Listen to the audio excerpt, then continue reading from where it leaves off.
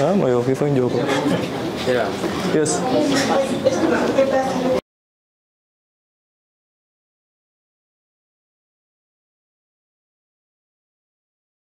Avec DOS University, nous sommes en train de travailler sur deux principaux projets.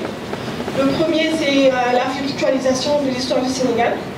Donc je pense qu'au-delà de notre mandat de fournir des services digitaux et d'infrastructures, nous avons également le mandat de développer un écosystème numérique. C'est très simple, hein, parce qu'il y a trop de théories. Ça fait mal à la tête, vraiment. Même moi, j'ai très mal à la tête quand je lis. Mais voilà, c'est pour ça que c'est bien de faire la pratique. Et en tant qu'ingénieur, nous sommes plus dans la pratique que la théorie.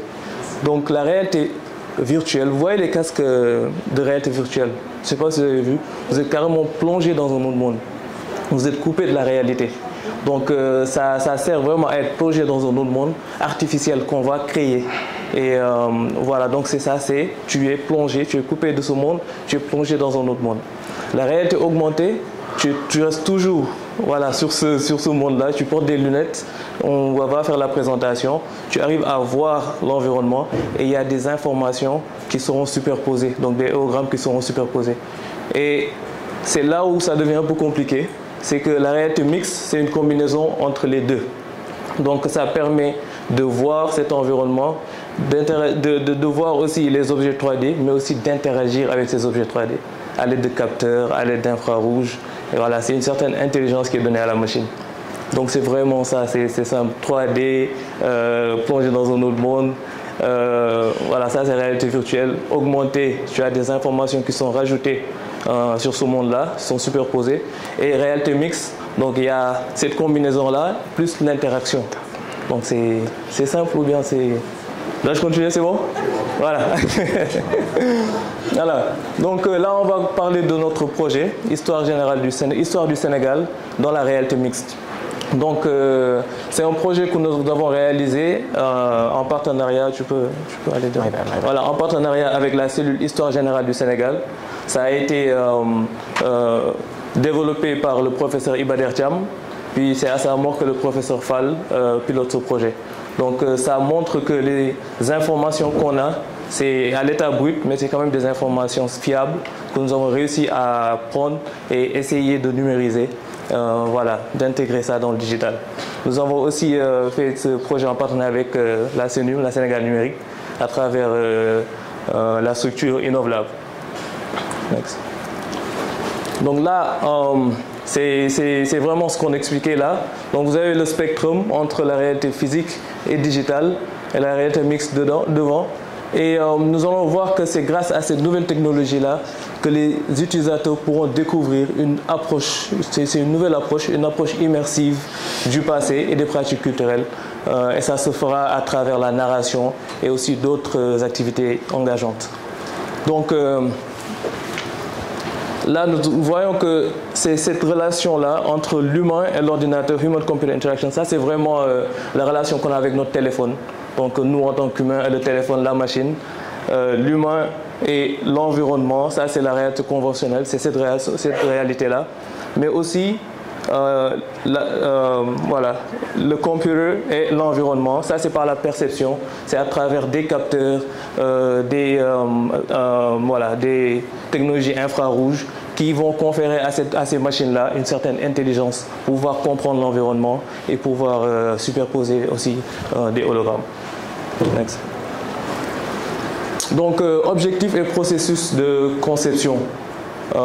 L'objectif de ce projet, c'est de présenter l'histoire du Sénégal dans un cadre de réalité mixte. Et pour ce faire, nous allons voir comment la réalité mixte ouvre une nouvelle fenêtre d'opportunité voilà, sur le passé et aussi les pratiques culturelles. Donc, au début, nous avons pensé à créer une application dans la réalité virtuelle. Vous vous rappelez, c'est quoi? Être plongé dans le monde virtuel. Donc voilà, pouvoir voir les cases, vraiment voilà, l'environnement du XIVe siècle. Après, on s'est dit, on va essayer de créer quelque chose de plus interactif. C'est pour ça qu'on a décidé d'y aller avec la réalité mixte. Voilà, là où on va avoir une carte interactive avec les royaumes, mais aussi refaire la représentation d'un personnage. Nous avons décidé d'utiliser le personnage de Ndiaye Ndiaye, qui peut être considéré comme, un peu comme l'ancêtre des Sénégalais. Donc c'est pour ça qu'on a décidé de renommer le projet Ndialben, qui veut dire début en Wolof. Voilà. Next. Donc il y a une certaine magie qui s'opère derrière ces casques-là. Donc nous pouvons voir qu'il y a plein de capteurs et des détecteurs de mouvement. Donc c'est pour ça, ça va aider avec la détection de l'environnement qui s'appelle le spatial mapping. Donc avec les infrarouges, quand tu portes le HoloLens, c'est des infrarouges qui vont être émis. Et voilà, donc quand ça émet en infrarouge, ça peut scanner l'environnement et savoir où superposer les HoloLens. C'est pour ça que tu peux décider de prendre un HoloLens, le mettre sur la table ou bien le laisser flotter. Ça comprend l'environnement et c'est assez immersif et interactif. Nous avons aussi le suivi de la tête et des mains. Il y a des capteurs qui, lorsque tu regardes là, ils savent que voilà, ils comprennent en fait le mouvement de la tête et ça va aider à conférer une certaine intelligence aussi, mais aussi le audio spatial qui va donner une expérience sonore très immersive tout le long de l'utilisation. J'espère qu'il n'y a pas d'historien dans cette salle. Il n'y en a pas? Parfait. Donc ça, c'est ce qu'on a réussi à avoir de Ndiaye Ndiaye. Donc c'est la conception 3D, mais voilà, c'est la première version. On promet qu'on va faire des itérations, Inch'Allah. Et il y a aussi la carte aussi. C'est un peu bizarre parce que c'est la carte du XIVe siècle. Vous pouvez voir là. Exactement, c'est là. Donc c'est vraiment ce qu'on a réussi à avoir. Voilà. Et il y a la narration qui va être ajoutée aussi sur les HoloLens. Voilà, c'est assez compliqué à lire. Ab tubaab source ardi bindoon na nit ñu ñuul mënuñu téye seen suuf daa bëggoon daganal yoonal doole ji tubaab tegoon suñu kaw noot ñu Lamine Gueye tontu nanguwuma kenn gën ma xam sama démb réew. Donc c'est vraiment l'introduction à cette technologie-là.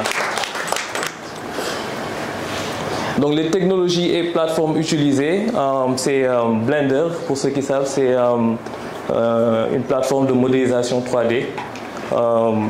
Il y a aussi Unity, c'est un game engine, c'est une plateforme de développement de jeux. Ça sert pour ajouter des interactions sur l'application. Et aussi la langage de programmation, C# ou CJS. Voilà, donc tout cela est utilisé avec l'appareil, le Microsoft HoloLens 2, pour développer cette application.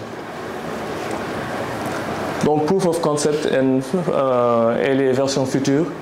Donc, voilà, durant le long de ce semestre-là, nous avons tenté de créer une application qui va permettre à l'utilisateur d'apprendre davantage sur l'histoire du Sénégal, l'histoire de son pays.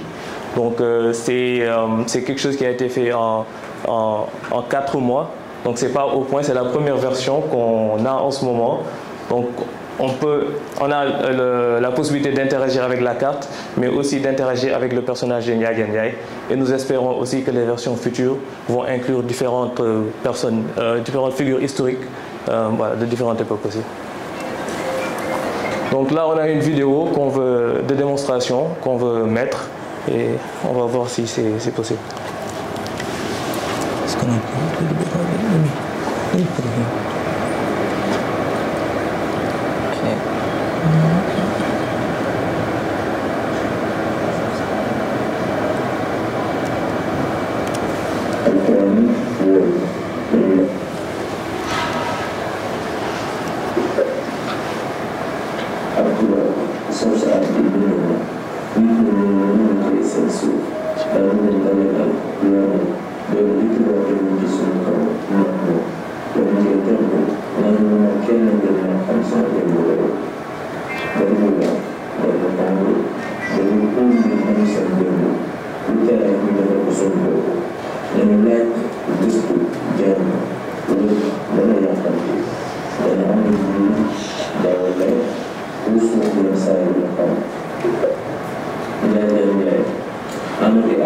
Sunday,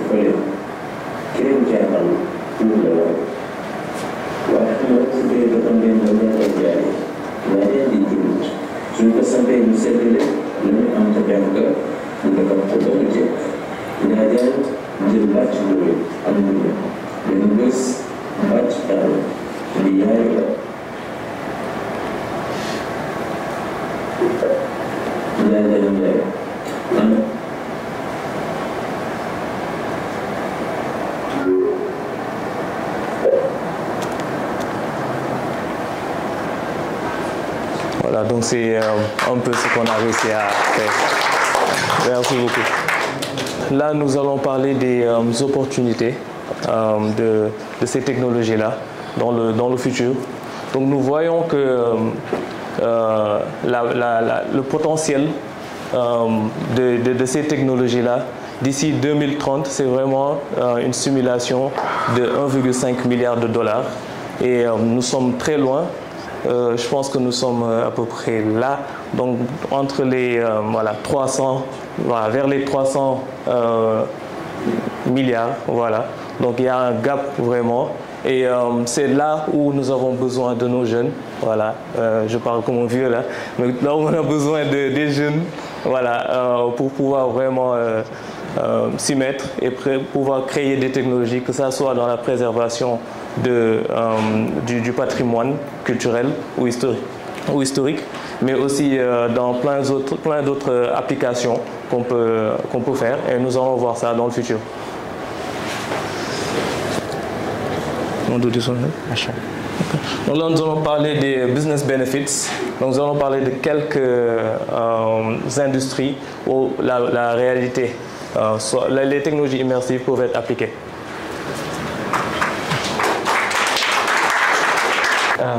The idea is that for conceptions and fabrication is that you want to take out a motor from a car, and you don't know, you can't do it physically. So you can have a mixed reality application, and you can see the problem by wearing the HoloLens too. And there's also ideas where you can create your own 3D model, such as a plane or even a submarine, and you want to display it, but you can use a HoloLens. You can use mixed reality to display it and change your plans or discuss more with your teammates. That's basically the idea. There's also other benefits where it helps the health sector, where surgical students can learn surgery, where you can have a human body dissecting an artery using a mixed reality application. And it's architecture and construction. Same idea, where you can have your whole building. And you can discuss it with the people who are actually making the building. Yeah.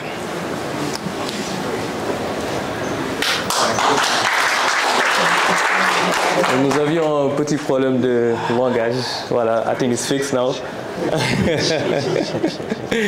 Voilà, donc vous avez besoin que je traduise ou c'est bon? C'est bon, parfait. Vous me sauvez la vie.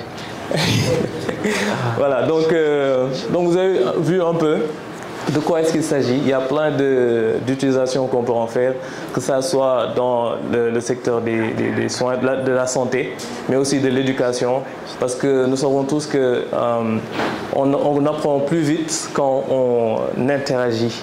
Voilà, c'est le learning by doing dont on parlait.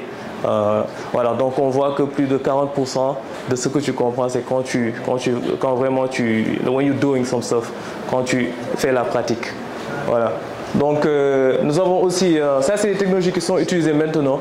Nous avons là la vente au détail et le marketing. Donc ça, c'est une application de IKEA, je ne sais pas si vous connaissez. Donc ça s'appelle le IKEA AR App, Augmented Reality App. Ça permet de télécharger une application et avant même d'aller et acheter ce meuble-là que vous voulez, de pouvoir faire la visualisation voilà, en taille réelle. Donc vous pouvez placer où vous voulez et voir changer de couleur. Vraiment, ça dépend de vous. Ça permet de save some money, de vraiment save money and save some couples as well. Voilà, donc voilà, il y a aussi le divertissement et les jeux vidéo. Nous avons plein de jeux d'arcade, mais aussi voilà, des reality labs, même ici à Dakar. Je ne sais pas si vous en connaissez, mais il y en a vraiment plein où vous pouvez aller essayer les jeux vidéo, mais vraiment en VR. Il y a aussi la maintenance et l'assistance à distance. Donc ça permet de revenir un peu. Voilà, donc pour ceux qui font engineering, on sait que pour le engineering design process, donc les procédures de design en ingénierie, nous savons qu'il y a voilà, la planification et tout, mais il y a la conception, mais aussi la production. Et on voit que si on passe beaucoup de temps sur la conception et qu'on fait, il y a un petit problème et qu'on va vers la production et qu'il y a un problème à résoudre, là ça devient un peu plus compliqué de changer. Donc avec la réalité mixte, on peut développer des technologies, développer une voiture, mais pouvoir assembler et voir, faire la conception en 3D et vraiment voir si cela est en accord avec ce qu'on veut et si c'est le cas, maintenant passer à la production. Donc ça permet de gagner en temps mais aussi en argent. Ça, c'est quelques images lors de notre exposition, la DAOS Exposition, en février dernier. Donc, il y avait plein d'étudiants qui étaient venus et voilà, ont voulu essayer ces technologies-là. Et voilà, ça me permet de vous raconter une anecdote. Donc, il y a un étudiant, lorsqu'il était venu, je lui ai expliqué qu'on faisait ce partenariat avec la cellule Histoire Générale du Sénégal. Donc je leur ai dit, et ça c'est en accord avec la thématique passée du professeur Massamba Gueye. Voilà, donc je leur ai expliqué que cette cellule-là avait écrit 17 tomes, si je ne me trompe pas, 17 tomes sur l'histoire du Sénégal. Je lui ai demandé, est-ce que tu en as lu un seul? Il m'a dit, j'ai jamais terminé un livre de ma vie. Donc ça c'est un réel problème. Donc ça c'est ce que nous voulons réussir, nous voulons changer. Donc c'est puisque les jeunes ne vont pas vers l'information, comment faire pour ramener l'information à eux en utilisant le numérique. Et voilà, vraiment c'est un challenge que nous nous donnons et nous espérons que nous allons réussir, Inch'Allah. Voilà, donc c'était tout pour notre présentation. Merci beaucoup. Si vous avez des questions, voilà, n'hésitez pas. Merci beaucoup, Ibrahima. Cher public, je vous félicite pour votre intervention. Merci beaucoup. En fait, ma question est la suivante. Tantôt, vous avez parlé d'un appareil qui a créé 17 hommes, si je ne me trompe pas. 17 hommes. Tom. Ouais. Donc, je m'explique, c'est la cellule Histoire Générale du Sénégal. Donc, c'est une cellule qui traite de l'histoire. Donc, ils font des recherches sur l'histoire et écrivent des livres sur l'histoire du Sénégal. Donc, ils ont écrit 17 tomes sur l'histoire du Sénégal. Voilà. J'avais mal entendu. Excusez-moi. Parfait, il n'y a pas de souci.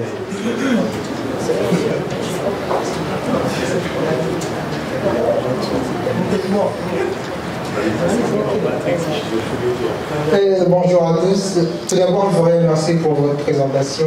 Je pense que pour tout passionné de technologie, c'est un sujet qui passionne tout le monde.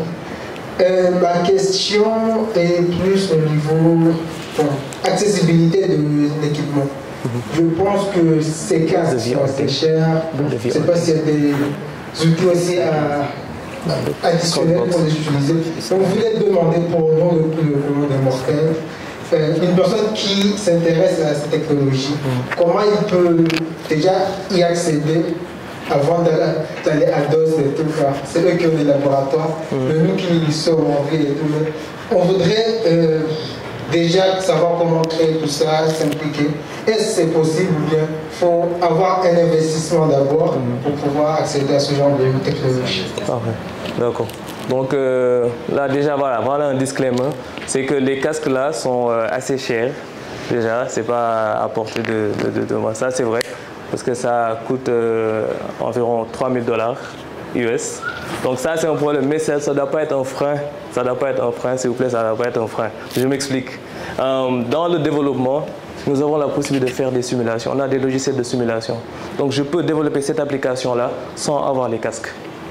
C'est juste pour l'essai, j'ai besoin de casque. Mais pour le développement, je n'ai pas besoin de casque. J'ai un logiciel de simulation de Microsoft pour non seulement faire la conception et la simulation.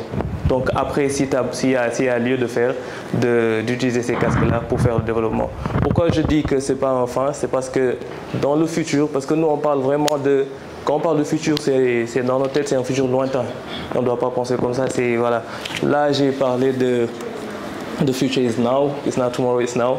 Donc c'est vraiment, il faut arrêter d'avoir cette mentalité-là, c'est que voilà, il y a les Occidentaux et on est derrière.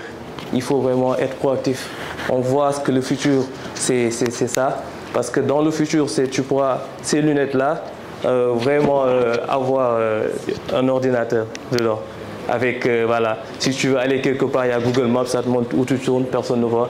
Donc c'est vraiment ça. Il faut vraiment essayer de plonger dans ce monde-là et de maîtriser cet outil-là avant, bien sûr, avant les autres, parce que c'est une course aussi. L'innovation, c'est une course. De le maîtriser et ne pas laisser voilà, le prix de l'outil nous freiner. Donc c'est juste un outil, on peut le maîtriser et voilà. Par rapport à l'accessibilité, c'est là où en fait on attend la partition du gouvernement. Donc nous avons déjà le ministère de l'économie à une action là-dessus. Vous avez Sénégal également à travers Sénégal Academy et d'autres entités, que ce soit 3SPT, l'ADER qui accompagne. Et l'objectif aujourd'hui, c'est vraiment démocratiser l'accès à ça. C'est pas, comme il dit, hein, c'est pas demain, c'est maintenant. Comment démocratiser cela pour déjà rendre accessible les devices, parce que ça coûte cher. Donc c'est là où le gouvernement en fait, est attendu, et il y a déjà des initiatives dans ce sens-là. Créer une réelle industrie où nous serons peut-être même capables de créer nos casques à nous. Je pense qu'il y a déjà en fait des prototypes au niveau de DAOS, ou en tout cas des casques très en tout cas accessibles à tout le monde, qui tournent autour de 5 à $10, je pense, qui permettent à la personne à travers son smartphone de plateforme et après mettre ces lunettes-là pour avoir une expérience en tout cas immersive. Donc il y a ces actions qui sont réalisées, mais il y a également des actions en formation. Parce qu'il ne suffit pas d'avoir le device, mais il faudrait également pousser les jeunes à avoir la solution. Là également, c'est une stratégie avec nous, Sénégal numérique, à travers notre académie, nous sommes en train de réfléchir pour mettre en place des certifications pour en tout cas permettre aux jeunes d'avoir des compétences. Et également, il y a des universités qui œuvrent également dans ce sens-là. Donc la démocratisation, l'accessibilité, c'est vraiment là où on attend en tout cas les autorités à eux. Voilà, merci. Merci beaucoup. Bonsoir à tous. Je me présente, mon nom est Serge Claude, je suis étudiant en cybersécurité. D'abord, j'aimerais vous féliciter pour cette brillante présentation qui mérite encore des applaudissements de l'enseignement. Merci beaucoup. Je suis ravi de voir des jeunes comme vous, d'excellents projets ainsi. Bon, la question que j'aimerais vous poser est que nous avons un club de cybersécurité et je vais même m'adresser à votre responsable. Est-ce qu'aujourd'hui on peut faire un partenariat afin de pouvoir bénéficier à certains de cette formation, étant donné que c'est une formation qui est très importante et que beaucoup de jeunes aussi n'ont pas accès à l'information. Comme on le dit, celui qui détient l'information détient le pouvoir. Je pense que si on parvient à véhiculer cette information, cela pourra permettre à beaucoup de jeunes de pouvoir bénéficier de ces formations-là afin de pouvoir augmenter leurs compétences dans le numérique. Merci beaucoup. Merci à vous.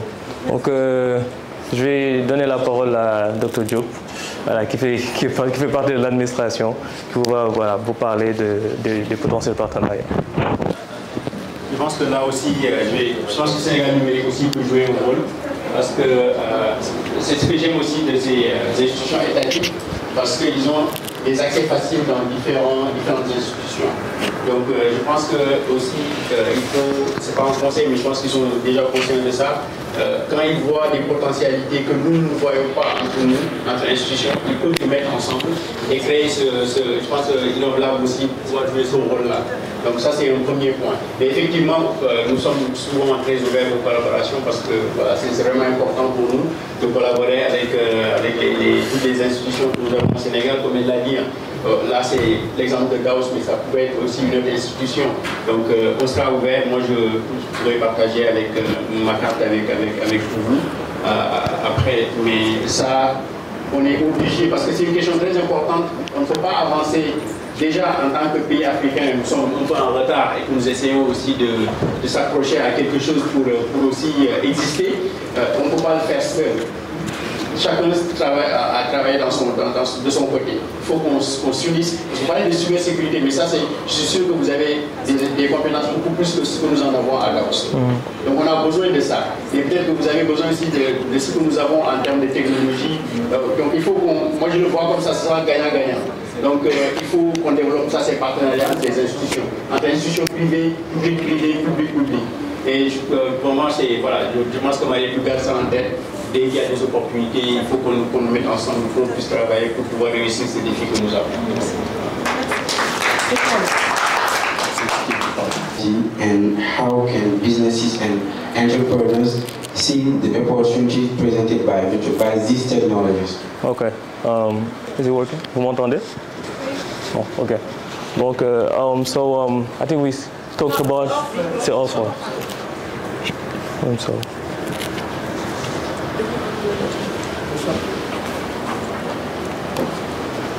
So I think that we talked about it earlier.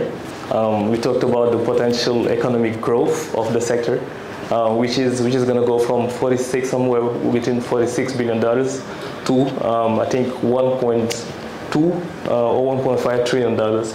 So there's a huge room for improvement, and which is potential economically. It's very good. I mean, for us engineers, or for business leaders, or even government agents to understand the technology and start working towards it. So I think you asked a question about like the potential economic the opportunity for businesses, right? How they can use it. Okay, so I think that's what we talked about it earlier. Yes, for example, here we're gonna take the example of a car manufacturer.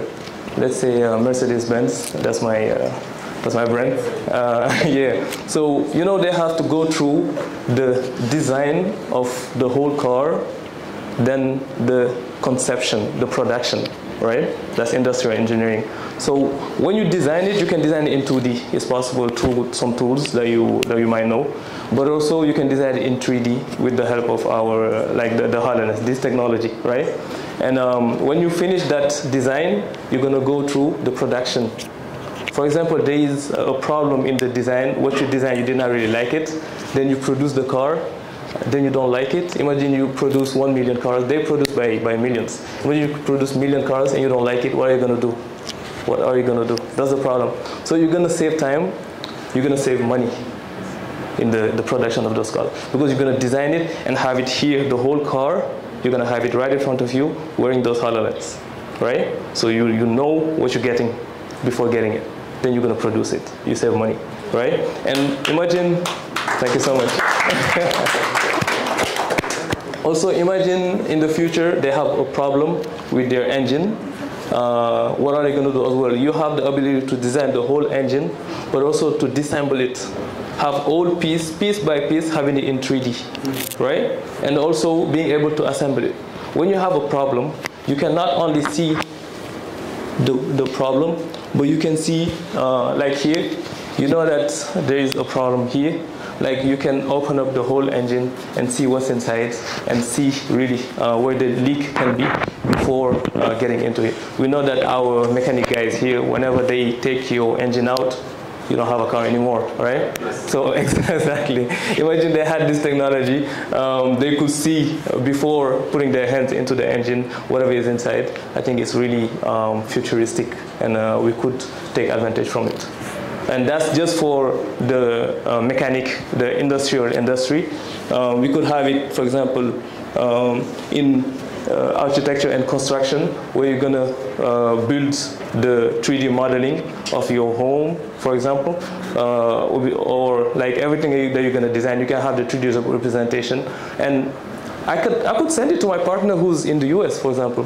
You could wear the VR thing. It could be VR. You could wear it, enter inside the apartment that I'm gonna sell you, right? And see that it's like you could buy it. You want to buy it, right? So you could see what you're getting prior to buying it. And I think it could be a good experience that we can have. It can be in construction. It can be in healthcare. It can be in entertainment, in culture. So we even in education as well, right? So there's many various applications. And that's where the opportunity is for us engineers, but also for business leaders. They could really leverage that technology, for the future. Great.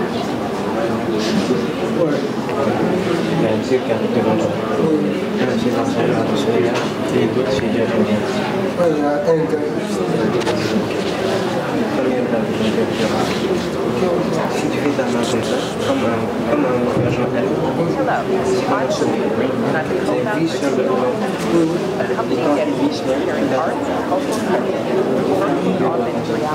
Voilà, tu faisais. Voilà. Normalement, tu dois être une galerie d'art, je ne sais pas si c'est ce que tu vois. C'est ce que vous voyez? Trying to map you all.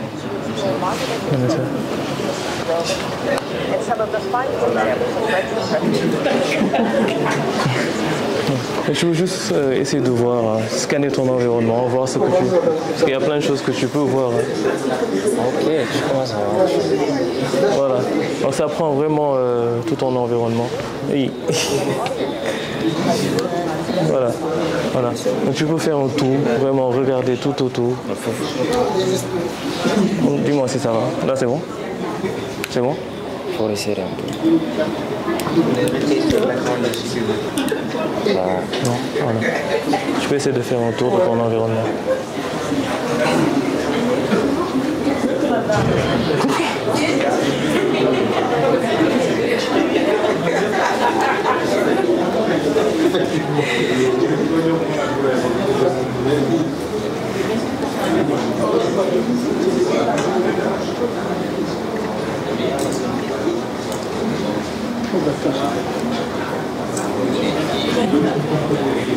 Yes. Huh?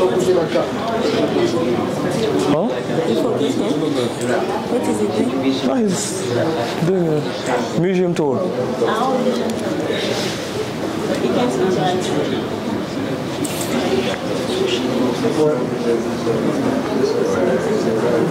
J'arrive à voir plein de... Voilà. Donc, une application, c'est un voyage dans un musée. Voilà, donc c'est une galerie, des galeries d'art. Donc il y a des tableaux, voilà. Donc là, il y a des tableaux normalement. Tu peux tourner? Tu peux tourner, il y a plein de... Même derrière toi, il y en a. Regarde. Voilà. Tu peux expliquer ce qu'il voit, peut-être, que les autres aussi. Tu peux peut-être partager ce que tu es en train de voir. Je peux vraiment faire le tour, hein. En haut, en bas.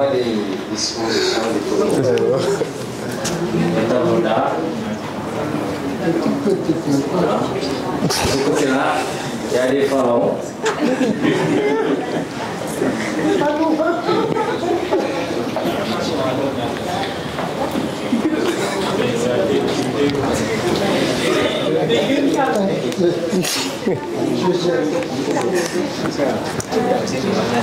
Ah, moi, il faut une joke.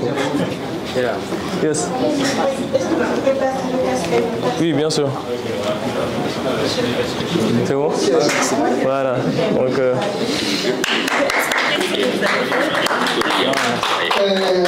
you guys try with her? Yeah, I'm gonna try to do this one. Voilà. Bon, tout d'abord, il y avait deux hologrammes. Il y a la carte, c'est pendant 5 ans pour Sénégal. Il y avait un autre monsieur tout chaud. Ok, d'accord, take a back. C'est une Janja, ils sont bons. Comme les voitures. Bon, je pouvais interagir avec ces deux hologrammes, je pouvais les ramener vers moi. repousser, agrandir, rétrécir. Il y a aussi une voie derrière. Expliquer ça en Wolof, tout direct, je comprends. Voilà, donc on va faire ça au souffle. Assez attractif, interactif, pardon. C'est un bon projet, comme ils ont dit, pour l'histoire, expliquer. C'était passionnant. J'aimerais revivre cette expérience. Peut-être un autre jour, un jour, j'irai à... Ok, merci. On vous adore. Merci beaucoup. Merci. Il y a toujours le bouton, il y a toujours le bouton français. C'est bon. Ouais, c'est bon. Mais bon, tu n'as pas encore utilisé celui-là, n'est-ce pas? Non. Moi, tu peux utiliser. Parce qu'on utilise ça en ce moment, avant, parce que voilà, tout le monde ne faut pas utiliser ça. Donc, ouais. Voilà, c'est ça. You can do quick demos, then pass it to the others. Yeah. C'est bon? Oui, c'est bon. Parfait. Merci beaucoup. Tu me tiens. Bien sûr. Merci. Voilà. Thank you.